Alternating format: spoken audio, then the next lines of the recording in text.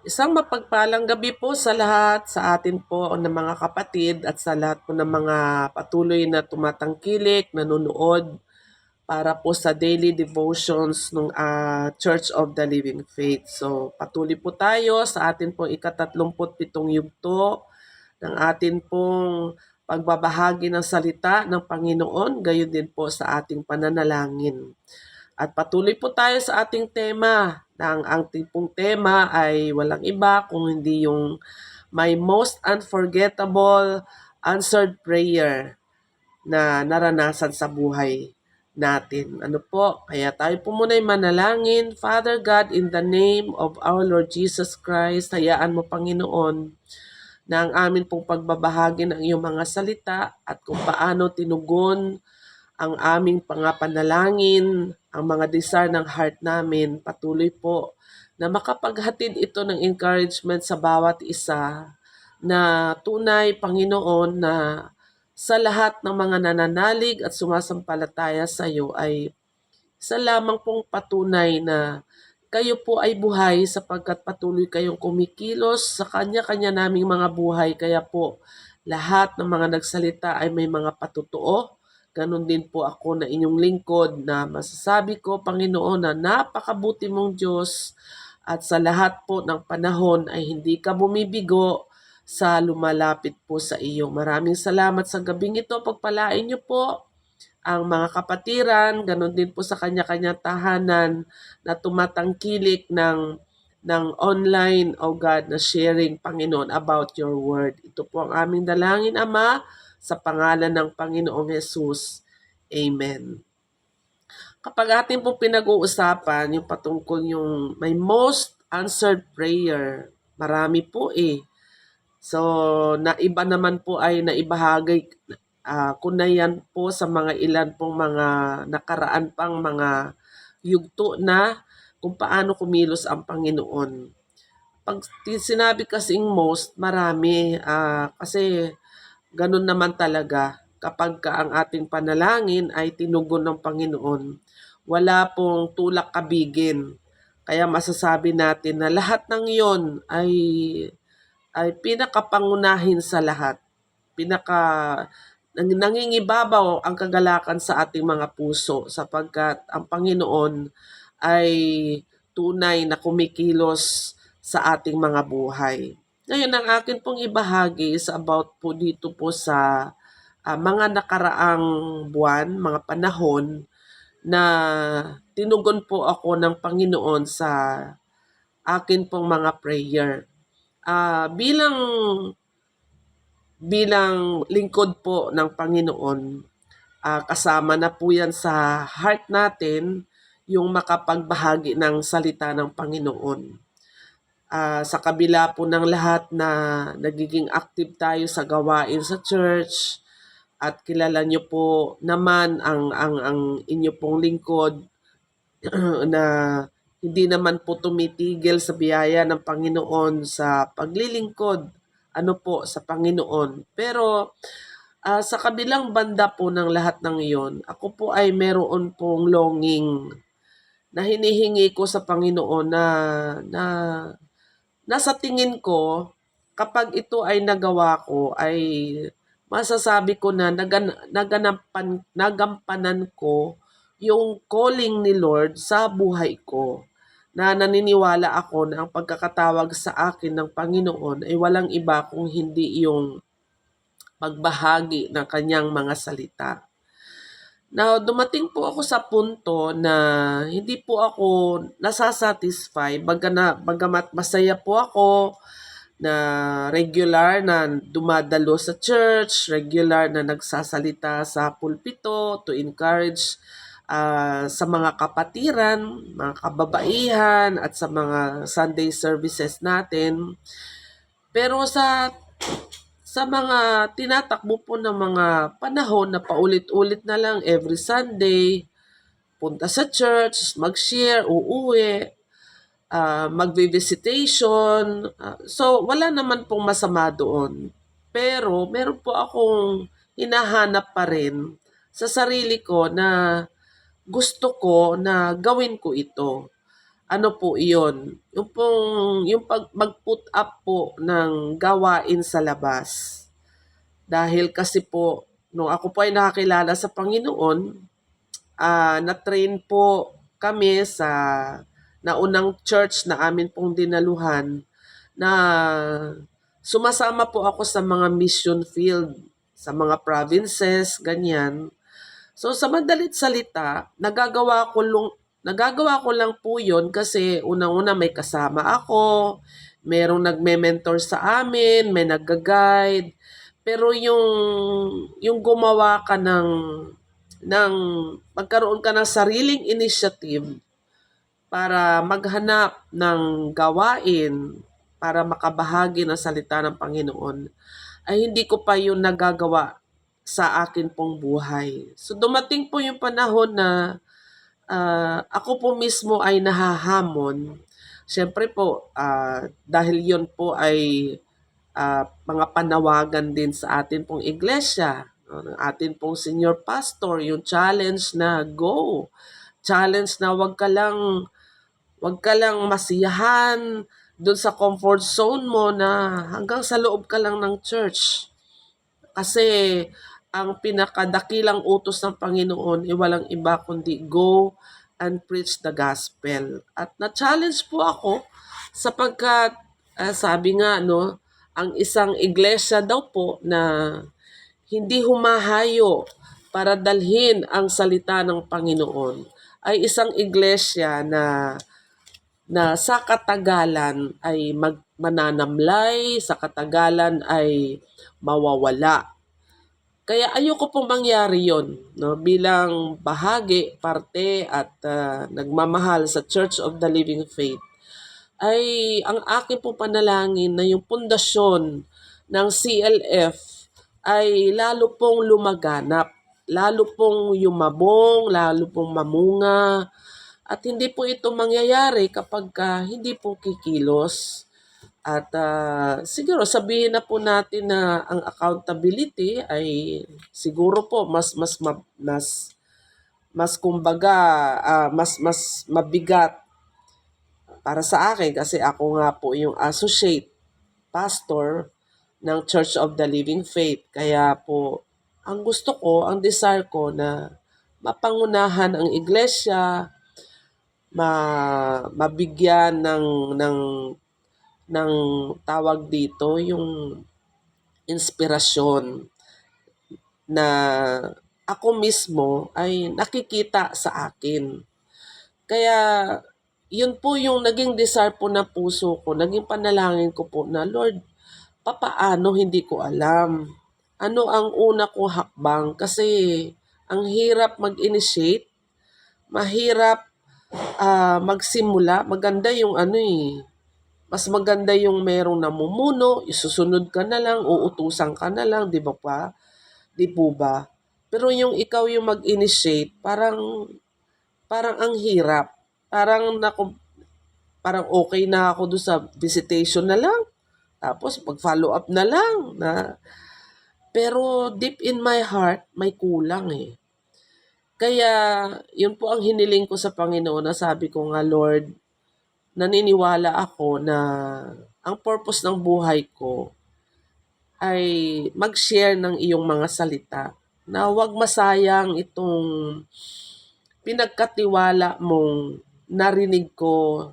Huwag masayang yung pinagkatiwala mo na mga salita mo na inilagay mo na sa puso ko at ipinaranas mo na sa akin. At pinatunayan mo na ito'y buhay. Kaya nakadagdag nga rin po ng pasanin yung salita na ang eklesiya, ang kahulugan ng eklesiya ay yung mga nagdadala at pinagkatiwalaan ng salita ng Diyos. So hindi ka pwedeng tawagin palang eklesiya kung yung mga salita na narinig mo ay dala-dala mo hanggang doon lang. Pag sinabing ipinagkatiwala, i-improve mo, i-expand mo, i-share mo, ibahagi mo. Kaya lalo pong naging challenge yan sa buhay ko. Kaya purihin po ang Panginoon sa desire po na yan. Nakitaan tayo ng Panginoon at doon nga po nagsimula yung feeding sa pilapil sa umboy. Nagsimula po yan sa mga bata. And then habang po ay kasalukuyan na ginaganap po ang feeding sa mga bata, ay nilagay po ng Panginoon ang burden sa puso ko na meron pong udyok sa akin na ang mga bata inaabot ninyo, bakit hindi ninyo abutin din ang mga adult o yung mga magulang nila? So, nung nilagay po iyon ng Lord sa heart ko, inimpress po ng Lord yun sa heart ko, sabi ko, papaano kaya? Sabi ko, try ko lang. So, pagpunta po doon, hanggang sa natapos po ng feeding ng mga bata, tapos hanggang sa nagtuloy-tuloy po yung pagtuturo sa mga bata. So, ang burden po sa puso ko ay nandoon. Hindi po siya, hindi po hindi po nawawala yung pasanin sa puso ko. So, madalit salita, dahil po doon sa burden na yun, nag-start po tayo. Pero alam nyo po, hindi po siya ganun kadali na kapag nagkaroon ka ng sarili mong initiative, tapos hindi mo alam kung saan ka magsisimula, kung papaano, kundi ang weapon mo lang is yung alam mo lang na salita ng Diyos at yung prayer at yung kumpiyansa na kasama mo ang Panginoon. Kaya sa paghakbang ay iniisip ko bahala na. Sa tinakbo po ng panahon, mahirap, hindi po madali, dahil po ang pilapil umboy ay pilapil na bato umboy ay squatters po talaga. At saka wala po talaga tayong kakilala doon maliban sa atin pong access na si Sister Jen. Na nung una po talaga, nagbabahay-bahay kami, nag-iimbita kami. So dahil sa kanya, medyo madali sa akin. Kasi siya yung nakakilala dun sa mga tao. So okay lang siya kasi hanggat nandyan si Jen, ay medyo na ang gawain ay nasisimulan. Pero dumating po yung panahon na ilang linggo na wala po si Jen. So ako po, likas po sa akin, mahiyain po talaga ako. Di po ako yung tipong talagang kasing tapang ng iba na talagang sugod. Ako po talagang nandun pa rin yung aking kahinaan na pag-approach sa ibang tao na hindi ko kakilala, nandun pa rin yung pangingilag ko. Pero yung lakas ng loob na alam kong ang Panginoon ang nagbigay, ay tuloy lang. Hanggang, alam niyo po, dumating po sa punto na sabi ko, anong ginagawa ko dito? Kasi pagpunta po namin doon, walang tao. Wala si Jen. So wala kang kakilala. Dumating pa po yung punto na bumili po si Brother Ray ng speaker. Dahil sabi niya, mas maganda yung may mic ka doon. Kasi po, nung once na nag-held kami po ng Bible study doon, talaga pong ang hirap. Talagang napapatid po yung ugat ko sa leeg halos sa kakasigaw. Kasi po maingay po yung place. Tabi po kami ng daanan. May mga bata na nagsasaranggola habang kami ay nagbabahagi ng Word of God. So may mga tao maya't maya dumadaan sa likuran. Ang hirap po talaga. Kaya talagang pinipilit na talagang ang boses ay para ipahayag ang word ni Lord. Talagang halos matapos ang gawain na mamalat-malat ako. Kaya sabi po ni Brother Ray, bumili tayo ng speaker para may magamit kang mic. Okay, alam niyo po, ayan po sa likuran ko.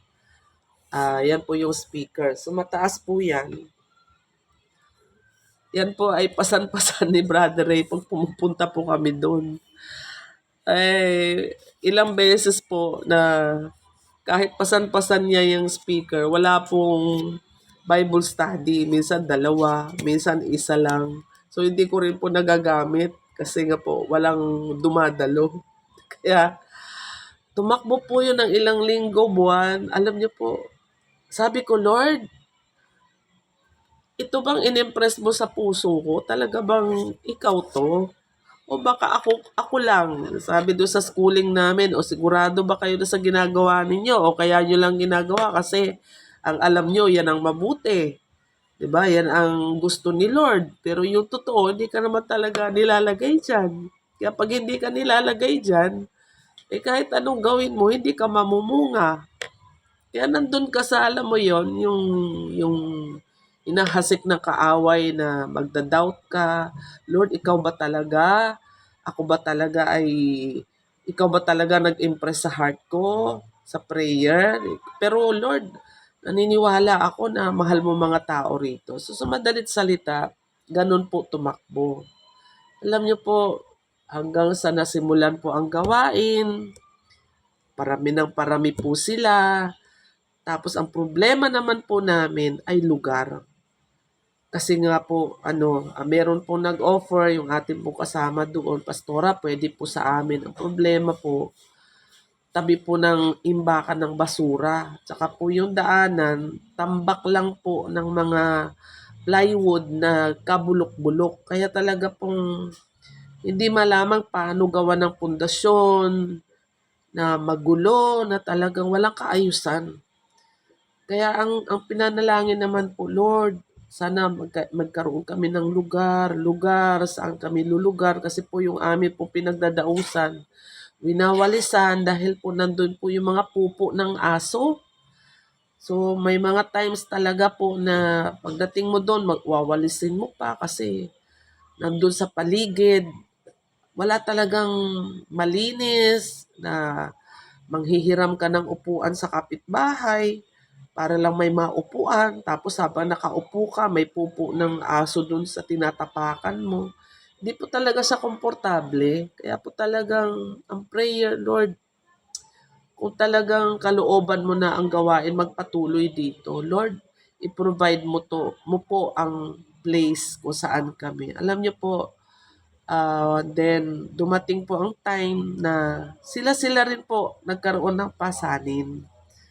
Kaya meron pong attendee doon na nag-offer ng kanyang place. Na ang place po na ito, binakuran niya. Sa madalit salita, walang gumagamit. So siya po yung nag-initiate na in-offer po yung place ng libre. Ipapagawa nga lang kasi aayusin lang po. So sa madalit salita, tinugon po ng Panginoon yung prayer na magkaroon po kami ng magandang lugar na paglulugaran ng pagdadausan. At iyon po ay libre. Wala pong bayad. Dahil po sa kagandahang loob na inilagay ng Panginoon doon sa uma-attend at naniniwala siya na ito ay kalooban ng Panginoon kasi sabi niya sa akin, Pastora, kasi one time na naginip ako. Ang panaginip daw niya, yung lugar daw na yan ay, ang sabi daw sa kanya, may naririnig siyang boses, sabi sa kanya, lagyan mo ng liwanag. So, naitatapik po namin na si Jesus ay liwanag. So, naniniwala siya na siguro, sabi niya, yun yung nasa panaginip ko, na lagyan ko ng liwanag, Pastora. Walang iba kundi ang salita ng Panginoon. Doon tayo maggawain. Sabi ko talaga po, na naginip po kayo. Opo, Pastora, kaya doon na po tayo. Di po ba? Kaya po yung prayer, tinugon po ng Panginoon. At yun nga po, may mga donasyon, may mga materyales na nakakatipid po ang church para po maunti-unti masimulan po yung lugar, maiayos, masemento. Tapos si Brother Ray, binigyan ng Panginoon ng kasipagan kung saan-saan po yan lumilibot para lang po makakuha ng materyales na makamenos, makatipid, kahit na second hand, na uubra.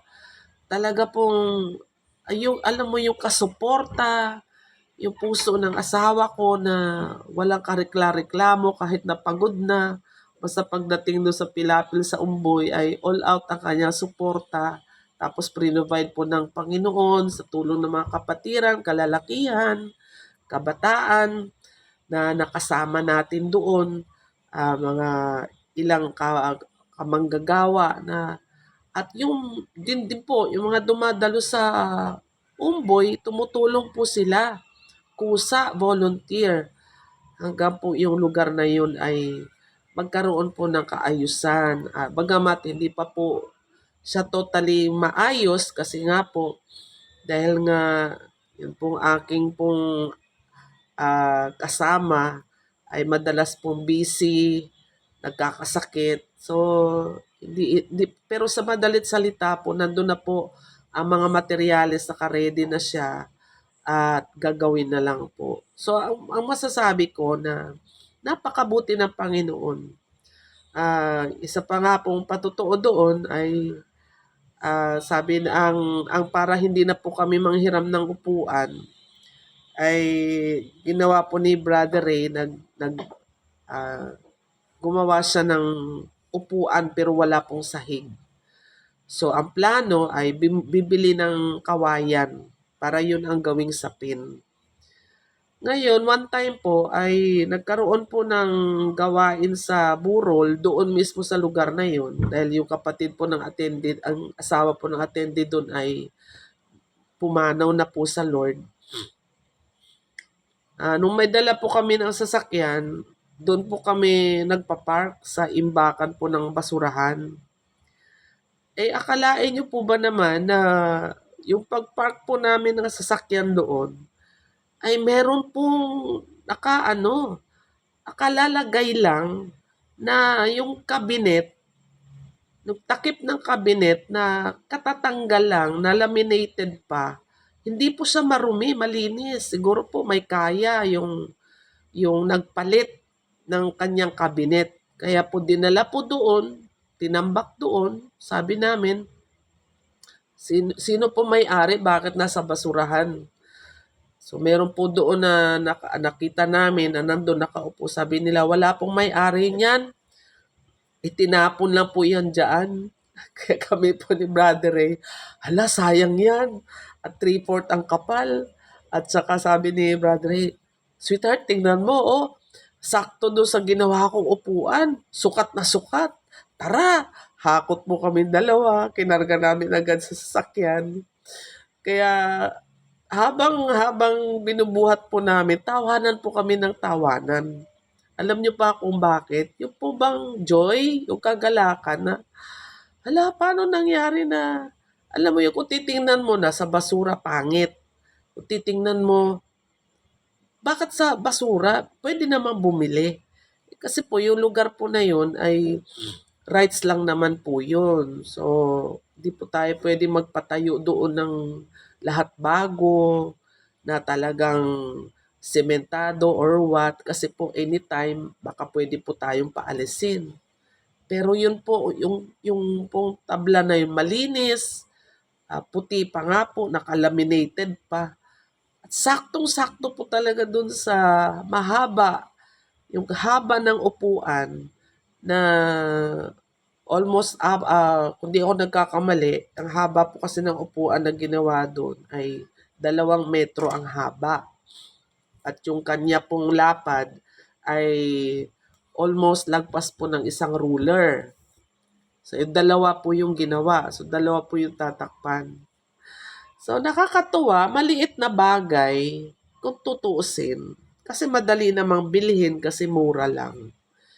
Pero kung titingnan natin na bakit nangyari, na sa mga ganong maliliit na bagay na nakikita mo na ang kilos ng Panginoon ay sumasabay habang ikaw ay gumagawa. Pinoprovide ng Lord yung need, hindi ka pinagkukulang. At sa pananaw na simpleng-simpleng, 'di ba? Maliit na halaga. Pero para sa akin po, natutuwa ako, nagkakaroon kami ng kaligayahan, kasiyahan. Kasi damang-dama namin na hindi po nagpapabaya ang Panginoon. Kaya yun po, kinatutuwa po namin na yun po yung pinakahuli na prayer na tinugon ng Panginoon, yung desire ng heart ko, na magkaroon ng extension ang Church of the Living Faith, na mag-put up ng Bible study na hindi lang siya nakakulong sa loob ng church, kundi meron pong gawain sa labas. At ang isa pa pong nakakatuwa doon ay hindi po tayo nahirapan na sila po ay yayain papunta po sa church. At nagsimula lamang po yun nung in-invite ko po sila ng Christmas. Sabi ko kasi Christmas celebration, punta kayo para makapanood kayo. Mula po noon, nung nakadalo sila ay lagi na lang po gusto sumama. Ay minsan po nagsisiksikan talaga sila sa aming sasakyan. Kasi may mga batang kasama. Pero nakakatuwa kasi naniniwala ako na dahil sa prayer, dahil sa desire ng heart, na alam ng Panginoon ang motibo natin. Talagang ang Panginoon ay hindi ka pagkukulangin. Nandyan siya palagi para tugunin yung pangangailangan natin. Kaya ang masasabi ko lang mga kapatid, na alam ng Diyos, no, kapag sabi nga, pagka ang prayer natin is aligned according to the will of God, hindi pwedeng hindi tutugon ang Diyos. Hindi pwedeng hindi sasagot ang Panginoon. Hindi pwedeng hindi magpo-provide ang Panginoon. As long na ito ay kalooban niya para sa kanyang kaluwalhatian, para sa kanyang kapurihan, magkakaroon po tayo ng buong pusong kumpiyansa na hindi po tayo pagkukulangin at pababayaan ng Panginoon. Kaya magpatuloy po tayo at tayo ay patuloy na manalangin, humiling according sa kalooban ng Panginoon. At ang Diyos ay hindi bumibigo sa ating mga kahilingan. Purihin siya, luwalhatiin ang kanyang pangalan, at masasabi ko po na hindi madali ang paglilingkod, pero para sa desire to give Him glory, to glorify His name, para mabigyan siya ng kaluwalhatian, ay isang pribilehiyo. Ang bawat panahon na nakakapagbahagi ng salita ng Panginoon ay isang privilege na ibigay, ihandog sa Hari ng mga hari at Panginoon ng Panginoon at Panginoon ng mga Panginoon. Walang iba kundi ang ating Panginoong Diyos, Yahweh, at ang ating Panginoong Hesukristo, na sa tulong ng kanyang banal na Espiritu, nagagawa natin ang mga bagay na ito sapagkat tunay ang buhay natin ay nakatalaga na sa Kanya. Kaya ang panalangin ng mga nananalig sa Kanya, hindi niya kailanman bibiguin. Amen? Kaya kung kayo po ay napapalakas sa atin pong mga pagbabahagi gabi-gabi, please po, subscribe lang po at i-share po natin sa iba yung mga patotoo po ng mga kapatiran. At nawa nga po ay nakapagbigay rin po ng encouragement po sa atin na ang Panginoon po hindi po nagtatangi, wala pong malakas sa Kanya, wala pong siyang tinatanging tao. Ang kailangan lang po natin yung ating panalangin ay naka-align ayon sa Kanyang kalooban at hindi po natin yan titigilan sa kakahingi sapagkat para po yan sa Kanyang kapurihan. Kaya hindi po niya tayo bibiguin. Ano man tayo, pastora ka man o hindi, may titulo ka man o hindi, professional ka man o hindi. Basta ang prayer natin naka-align sa kanyang kalooban, makakatiyak po tayo na ang kanyang sagot ay oo. Amen. Tayo pong lahat ay manalangin. Father God, thank you so much, Lord, sa iyong mga salita na naibahagi tonight. And I pray, Lord, na kung meron po mga kapatiran ngayon na matagal na po na mayroong kahilingan sa iyo at buong tiyaga pa rin na naghihintay. Lord, kung meron ka pong malinaw, kung meron ka pong nais na ipaunawa sa kapatid kong ito kung bakit hindi mo pa tinutugon ang kanyang panalangin, Lord, bigyan mo siya ng karunungan at gabay. Pagkalooban mo po siya, Panginoon, ng mga salita mo na gagabay sa kanya kung ano po ang nararapat. Tulungan mo po, Panginoon, na lalo pang maging malakas ang kanyang pananampalataya doon sa kahilingan niya na ayon sa iyong kalooban, na kung hindi man po ito ang tamang panahon, bigyan mo siya ng katyagaan, bigyan mo siya ng patuloy na kagalakan sa paghihintay. Sapagkat, Panginoon, naniniwala ako, hindi ka nagtatanging Diyos. Sa inyo po, Lord, kapag ka amin pong patuloy na pinangingiti ang puso mo. Yun lang po yung hinahanap mo. Kaya sabi mo nga po, bago pa man namin ibuka ang aming mga labi, alam mo na ang aming pangangailangan. Kasi ang sabi mo sa Psalms chapter 34, if we delight ourselves unto you, you will give the desires of our heart. Kaya Lord, ito pong verse na ito ay patuloy na ipaalala mo po sa amin na kung ano man po ang plano na meron kami, ang planong ito yung makakapagbigay ngiti sa iyo. Nang sa gayon, habang kami gumagawa, kasabay ang provisions mo, Lord, na masaganang dumadaloy.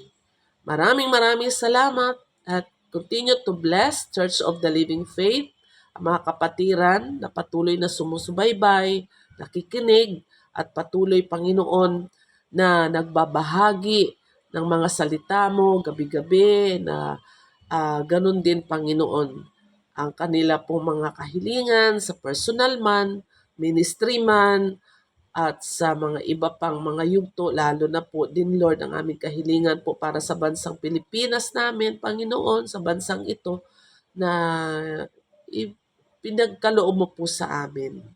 Ang amin lang pong hiling, Lord, ilayo mo sa kapahamakan, wag po hayaan ng the big one na lindol ay mangyari, Panginoon. At ang habag mo, pag-ibig mo, ang patuloy pa rin dumaloy sa amin, Panginoon, sa amin pong gobyerno, sa lahat ng antas ng amin pong mga pamahalaan. Pangunahan mo po at pagpalain. Lord, salamat po sa gabi pong ito sa iyong lahat ng papurit pagsamba, aming amang Diyos na makapangyarihan sa lahat, at aming Panginoong Jesus na aming tagapagligtas at tagapamagitan namin sa pananalangin at sa banal mong Espiritu na siyang gumagabay at nagtuturo sa amin. Sa iyo po lahat ng papuri, Ama, sa pangalan ni Jesus. Amen. So, amen. God bless everyone.